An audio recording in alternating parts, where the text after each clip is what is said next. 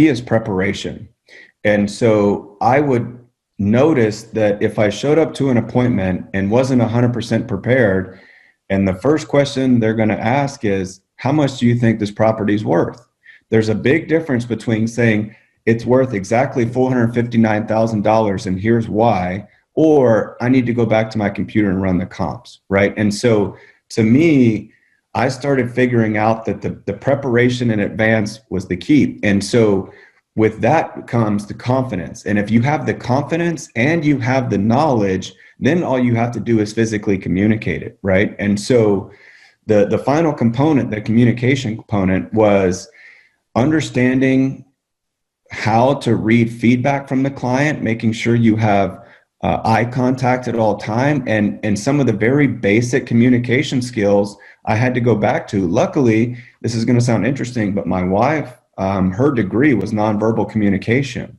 And so I had to train myself how to receive nonverbal cues, and then not only that, but how to effectively deliver my analysis, right? Because anything shown on paper is great. You can email it, but you have to look at the client directly in the eye and have the confidence to say, this is exactly what's going on with this property, and give the correct advice when it's required. And then most importantly, I think, brokers and people that have been in the industry long enough, you always hear them say, you need to listen. You need to, not talk as much and listen to what the client has to say. And that is some of the most paramount advice someone could give. Now, when it's your time to speak, you need to be concise, you need to be confident, and you need to deliver the information effectively.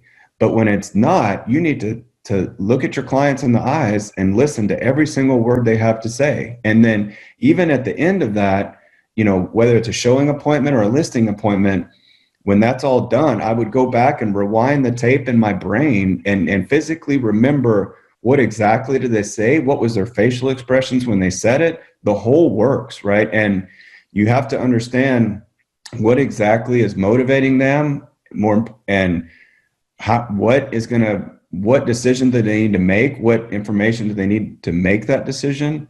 And so all these factors come into play. And that's what I had to train myself to do, because as you mentioned, coming from engineering, that is not something that I was auto-tuned to do. But that is so smart that you did that, because I think, and it's in the mortgage business too, as loan officer, a lot of times the salesperson, whether it be an agent or a loan officer, they're not listening to what the needs of the client are and what their concerns are. And then sometimes they get hung up on a little piece that maybe the client said something, but to your point, then I'd go back to what's really motivating them. Correct. And a lot of times those little issues will go away, so don't even worry. But I think that's brilliant, just kind of a very intelligent way to approach it. And to be paid like a surgeon, like you are, you've got to have knowledge. They're looking for a trusted advisor. Correct. And I think that's just a terrific information.